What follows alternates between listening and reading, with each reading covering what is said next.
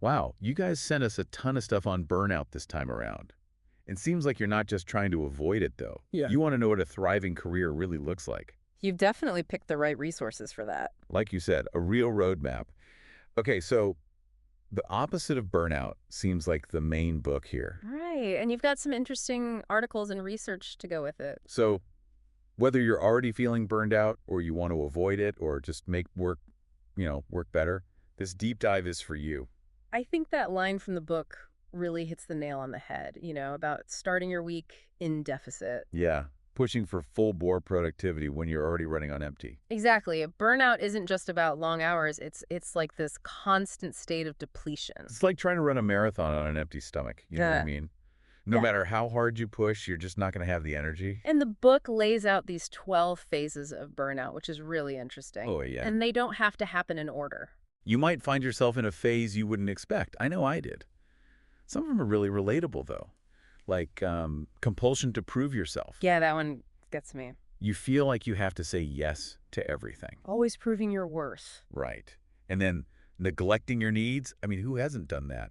Putting work ahead of sleep, exercise. Basic self-care. Totally. Yeah. And then there's withdrawal, where you start to, isolate yourself. Yeah, disengaging from things you used to enjoy. Have you ever felt any of those? Absolutely. They're scarily familiar. That's what's so powerful about this book, though. It doesn't just point out the problem, it gives you a way forward. Yeah. And it all starts with what the book calls the 5 non-negotiables. Okay, let's break those down. So first step, nutrition. That explanation of the Krebs cycle was pretty amazing, wasn't it? Mind-blowing, Yeah. honestly. It shows how, literally, at a cellular level, what you eat affects your energy. Think of it like this. Your cells need certain nutrients to produce energy. All right.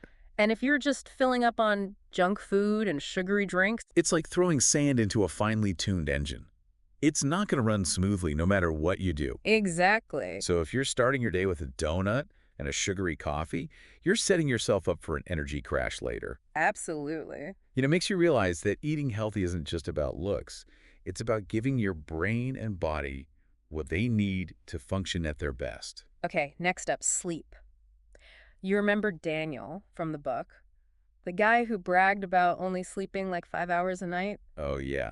The guy who ended up being a total mess, obsessing over tiny details while his work suffered. He was a train wreck. Yeah. It just shows that skimping on sleep is like robbing yourself of mental bandwidth. You know what? That story made me rethink my own sleep habits, to be honest. I think it got to all of us, It affects your focus, your memory, your decision-making. even your mood. And it's not just the quantity, it's the quality of sleep that matters.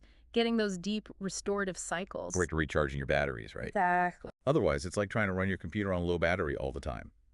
Eventually, it's going to crash. Now, moving your body. This one's great. It's not about forcing yourself into some crazy workout routine you hate. The book doesn't say you have to hit the gym every day. It's more about finding ways to move that you actually enjoy, Exactly. whether it's walking, dancing, gardening, whatever. The point is to make it something you look forward to, It's about listening to your body and finding what feels good. not just another chore on your to-do list. And the amazing thing is, even small amounts of movement can make a huge difference. Your energy, your mood, even how well you think. Like hitting the refresh button on your brain. Oh, Okay, next up, stress management. Did you know that chronic stress can actually make you age faster? oh, it's true. Up to 10 years, they say. When you're constantly stressed, your body's pumping out all this cortisol. And that can wreak havoc on your health. Your sleep, your digestion, your immune system. Even your brain function. That's why the book emphasizes finding healthy ways to manage that stress, whether it's meditation, deep breathing, spending time in nature. Or even just connecting with loved ones. Absolutely. Like giving your nervous system a break. And finally, mindset. I think this one really hit home for me. Me too. The book argues that we all have a pre-existing mindset, right? Yeah. And it might be holding us back without us even realizing it. We're not always aware of the thoughts and beliefs that are shaping our experiences. But by becoming more aware of that inner voice, we can start to challenge those limiting beliefs. The book calls it cultivating a success mindset. Yeah. It's like upgrading your operating system. And the cool thing is, our brains are super adaptable. With consistent effort, we can actually rewire our brains for more positivity and resilience. It's about choosing thoughts and beliefs that empower you. So, we've covered a lot here. What are your initial thoughts? What's resonating with you the most? Well, this next strategy from the book takes things to a whole new level. We were just talking about mindset. And that actually leads perfectly into this next strategy from the book, personal branding. I know that term can feel kind of like a buzzword, Oh, yeah. but this book goes so much deeper. It really does. It's not just about, crafting that elevator pitch or having a killer LinkedIn profile. Right. It argues that true personal branding is about aligning your work with your values and passions. It's about defining your mission. That's a good way to put it. Yeah.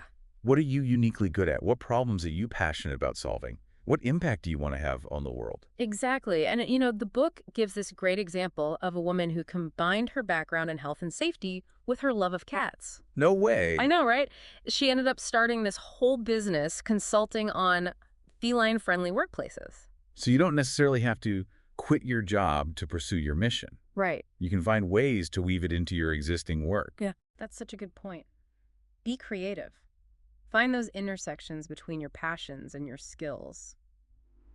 Speaking of alignment, the book also has this really interesting take on organization. Okay. It's not just about being tidy. It's about aligning your time, space, and tasks with your brand and your goals. Mindful organization. Exactly. And they break it down into 3 areas: time, space, and tasks. Let's start with time. Remember that grid of time the book talks about? Oh, yeah. It's like the simple reminder that we all have the same 24 hours in a day. Right.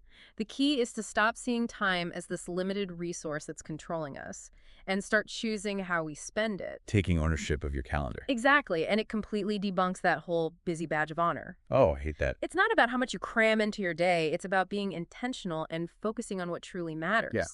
Which leads us to understanding your energy levels. The time states concept. Yes. I loved that the book argues that we all have these natural energy peaks and valleys throughout the day. We do. And instead of fighting against them, we can actually use them to our advantage. Totally. Like scheduling your most demanding tasks during your peak times, Exactly. saving the less demanding stuff for when you have less energy. It's like working with your body's natural rhythm instead of against it.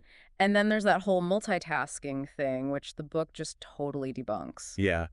It's amazing how much research shows that multitasking actually makes us less productive. Our brains just aren't wired to juggle multiple tasks at once. When we try to do too many things at once, we end up making more mistakes. And it takes us longer. It's like trying to drive a car with one foot on the gas and the other on the brake. You're not going to get very far, and you're just going to wear yourself out. The book really encourages us to focus on one task at a time. Give it our full attention and then move on to the next thing. Be fully present with each task. Okay, so we talked about time. What about space? Yeah, how does mindful organization apply to, our physical workspace? Well, the space relations section is all about creating a work environment that supports your energy and focus. Right. And it starts with decluttering, both physically and digitally. Oh, man, I'm so guilty of this. My desk is a magnet for clutter. But clutter bombards us with all these visual distractions. That's true. And that drains our mental energy. Makes it harder to focus. It's like trying to think clearly in a room full of noise and chaos. Yeah. But when you clear the clutter, whether it's physical stuff or digital files, you create this sense of calm. That makes it. And it allows your mind to relax and focus. So once you've decluttered, how do you actually make your workspace more supportive? Well, the book suggests thinking about what inspires you, what energizes you. Do you need natural light, plants, inspiring artwork, maybe a comfy chair, a dedicated space that's free from distractions? Create a space that feels good to be in. Exactly, a space that reflects you and the work that you want to do. Like a sanctuary for your creativity. Yes. And finally, tasks. How do we apply mindful organization to the actual work we have to do? Right. The book really emphasizes having a system for managing tasks. It doesn't really matter what system you use, Okay. as long as it works for you and keeps you from feeling overwhelmed. The key is to get those tasks out of your head, Right. put them on paper or into some kind of digital system. So you can free up your mental space. Exactly. You can use that for creative and strategic thinking. It's like having a personal assistant keeping track of all the details so you don't have to Exactly. And the book also talks about prioritizing tasks. Oh, yeah, making sure you're focusing on the most important stuff. Right. And letting go of the things that just aren't that important. And they actually present two different approaches to task management.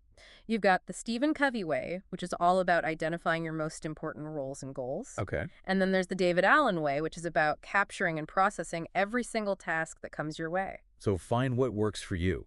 Exactly. Find the approach that resonates with you and your work style. So we've covered time, space, and tasks. It's amazing how much mindful organization can really impact our energy and productivity. It really is.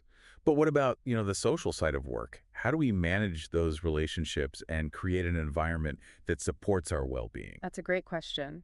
And that leads us perfectly into the next essential strategy from the book, smart communication. We were just talking about smart communication and how important that is, especially when it comes to, creating a more positive work environment. And a productive one, too. It's amazing how much our interactions with other people can impact our well-being, especially at work. For sure.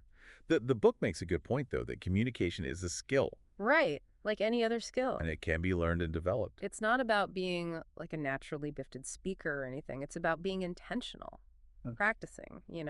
So we're not stuck with our current communication habits. Exactly. We can get better with practice and effort. That's really encouraging. But it's more than just conveying information, isn't it? Oh, absolutely. It's also about building those relationships and connections, inspiring people to take action. It's a two-way street. You have to Yeah. listen actively, be empathetic, try to understand other people's perspectives. Totally. And that's where authenticity comes in, which the book talks a lot about. Being real, Mm. honest, vulnerable even, It creates a space for genuine connection. and trust. So important. And the book has some helpful guidelines for like practicing authentic communication, Like what? like assuming positive intent, Okay. being clear and consistent in your communication, focusing on solutions instead of blame. That makes sense. And there's that whole section on the approval trap, right? Oh, yeah. The idea that we're so afraid of disappointing people. Or upsetting them, so we just keep doing things we don't want to do. But the book argues that sometimes you have to risk disapproval. To stay true to yourself and your values. It's about setting those healthy boundaries, And recognizing it's okay to say no. which can be so hard. It is. But the book gives this really helpful formula for saying no, effectively, without feeling guilty or like you have to apologize. Oh, that's good. How does that work? You just have to be clear, firm, and offer alternative solutions when you can. That's great. Taking ownership of your time. And what about the spiral technique? Oh, that's a good one. It's a way to turn around those difficult conversations. Finding that common ground. Yeah, it's a 4-step process that helps you pause, reflect, shift your perspective, and communicate in a way that's more likely to get you a positive outcome. I like that, like a roadmap for those tough conversations. But what about situations where you can't just say no? That's a good question. Like when your boss asks you to do something that conflicts with your other commitments. Exactly. Well, the book offers a strategy for that too. It's about reframing the conversation in a way that lets you negotiate your priorities Okay. without being disrespectful or disloyal. Finding a win-win. Exactly. Being assertive, not aggressive. And advocating for yourself while still maintaining those good relationships. Absolutely. And the book also has some good advice on influencing others, which is such a crucial skill if you want to make things happen. It is. It starts with what they call the platinum rule, Which is? treating others how they want to be treated, not how we would want to be treated. That's interesting. It's recognizing that everyone has different communication styles and preferences, so we have to adapt our approach. Put yourself in their shoes. Exactly. The book also talks about building relationships, networking effectively, and mastering persuasion, Being clear about your goals. articulating your ideas in a way that's compelling, and getting people excited about your vision. I like that. And it reminds us that leadership isn't about your title. It's not. It's about influence and the ability to inspire others to take action. That's a good point. So we've covered a lot of ground here, from personal branding and mindful organization to smart communication and leadership. But before we wrap up this deep dive into the opposite of burnout, let's just distill it all down. Yeah, good idea. 10 key takeaways that you can actually use. Here we go. Okay, number one, burnout is more than just being tired. It's a state of chronic depletion, and it can look different for everyone. Number 2, the 5 non-negotiables: nutrition, sleep, movement, stress management, and mindset. Those are the foundation. Make them a priority. Absolutely.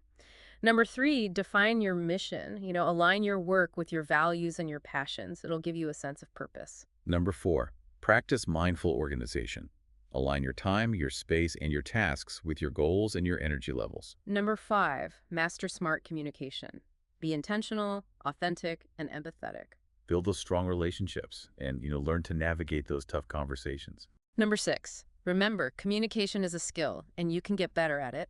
Invest the time and effort, and don't be afraid to ask for feedback.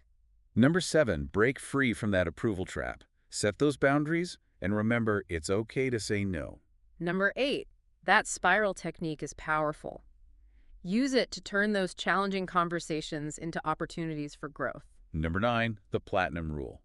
Treat others how they want to be treated. Understand those different communication styles and adjust your approach. And number 10, leadership is not about your position. It's about influence. Inspire others to take action. There you have it.